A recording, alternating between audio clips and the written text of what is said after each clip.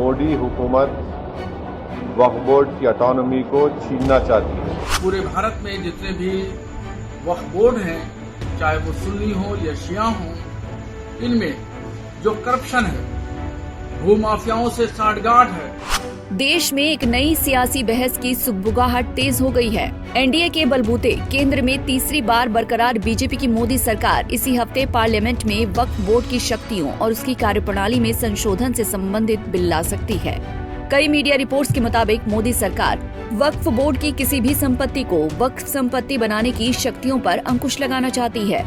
सूत्रों के अनुसार शुक्रवार शाम मोदी कैबिनेट ने वक्फ अधिनियम में करीब 40 संशोधनों को मंजूरी दे दी है। तो वहीं सरकार के इस कदम से AIMIM चीफ और लोकसभा के सांसद असदुद्दीन ओवैसी बिफर गए हैं।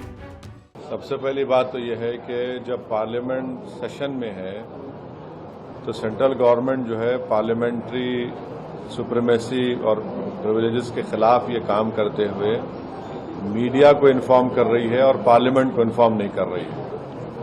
पार्लियामेंट जब चल रहा है तो सरकार का काम है कि इमीडिएटली आप पार्लियामेंट को इन्फॉर्म करते, बजाय इसके कि आपने मीडिया को लीक किया। अब जो मीडिया ने रिपोर्ट किया उसकी बुनियाद पर मैं ये कह सकता हूं कि ये जो प्रपोज अमेंडमेंट है, जो मीडिया में जो लिखा गया है, वो इस बात को बताता है कि मोदी हुकूमत वक्फ बोर्ड की ऑटोनॉमी को छीनना चाहती है और वो इंटरफेयर करना चाहती है वाकिफ के मंशे के खिलाफ कि किस तरह से उस वक्फ की प्रॉपर्टी को चलाया जाए, और ये खुद फ्रीडम ऑफ रिलीजन के खिलाफ है। मीडिया रिपोर्ट्स के आधार पर मोदी सरकार क्या चाहती है, ये भी जान लीजिए। मोदी सरकार द्वारा प्रस्तावित संशोधन के अनुसार वक्फ बोर्ड की ओर से किए गए संपत्तियों पर दावों का अनिवार्य रूप से सत्यापन का प्रस्ताव दिया जाएगा। इसी तरह वक्फ बोर्ड की विवादित संपत्तियों के लिए अनिवार्य सत्यापन का प्रस्ताव किया गया है। सूत्रों ने बताया कि वक्फ अधिनियम में संशोधन करने वाला विधेयक अगले सप्ताह संसद में पेश किए जाने की संभावना है। ओवैसी इस बिल को संदेह की नजर से देख रहे हैं। तो वहीं दूसरी तरफ लखनऊ से मौलाना मुफ्ती शहाबुद्दीन रिजवी बरेलवी का बयान चौंका देने वाला है। उन्होंने सरकार के इस फैसले का दिल से स्वागत किया और वक्फ बोर्ड में हो रहे भ्रष्टाचार को भी उजागर किया है। बिस्मिल्लाहिर्रहमानिर्रहीम। सेंट्रल हुकूमत एक मरकजी वक्फ बिल लेकर के आना चाह रही है। उसका मुसव्वदा तैयार हो गया है और वो 1-2 दिन के अंदर पार्लियामेंट के अंदर पेश कर दिया जाएगा।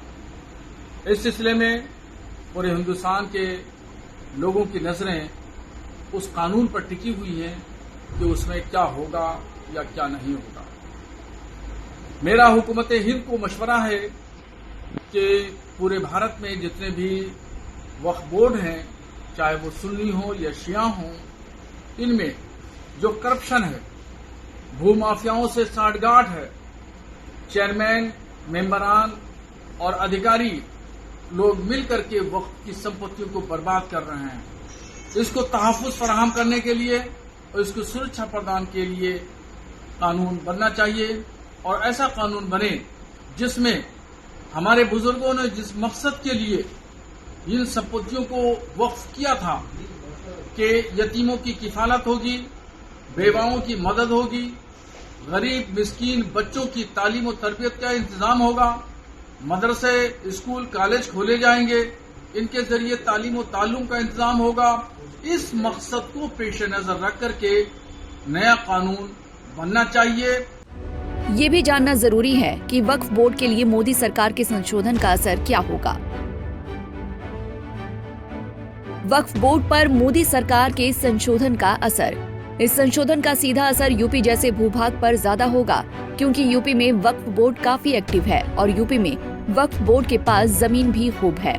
2013 की यूपीए सरकार ने मूल अधिनियम में संशोधन लाकर वक्फ बोर्ड को और अधिक शक्तियां प्रदान की थी।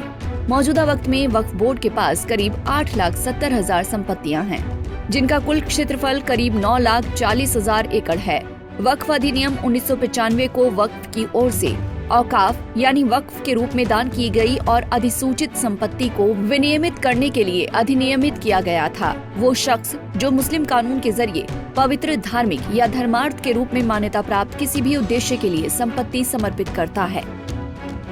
बता दें कि इससे पहले भी मोदी सरकार ने राज्य वक्फ बोर्डों को किसी भी संपत्ति पर दावा करने के लिए व्यापक अधिकार दिए जाने और अधिकांश राज्यों में ऐसी संपत्ति के सर्वेक्षण में देरी का संज्ञान लिया था। मोदी सरकार ने वक्फ संपत्तियों के दुरुपयोग को रोकने के लिए जिला मजिस्ट्रेटों को निगरानी में शामिल करने की संभावना पर भी विचार किया था। सूत्रों ने कहा है कि अपील प्रक्रिया में खामियां भी जांच के दायरे में हैं। उदाहरण के लिए बोर्ड के किसी निर्णय के खिलाफ अपील न्यायाधिकरण के पास होती है, लेकिन ऐसी अपीलों के निपटान के लिए कोई समय सीमा नहीं होती। न्यायाधिकरणों का निर्णय अंतिम होता है और उच्च न्यायालयों में रिट क्षेत्राधिकार के अलावा अपील का कोई प्रावधान नहीं है। Bureau report, Punjab Kesari TV. हमसे जुड़े रहने के लिए हमारे YouTube चैनल को सब्सक्राइब करें और नई वीडियो की नोटिफिकेशन के लिए बेल आइकॉन को दबाएं।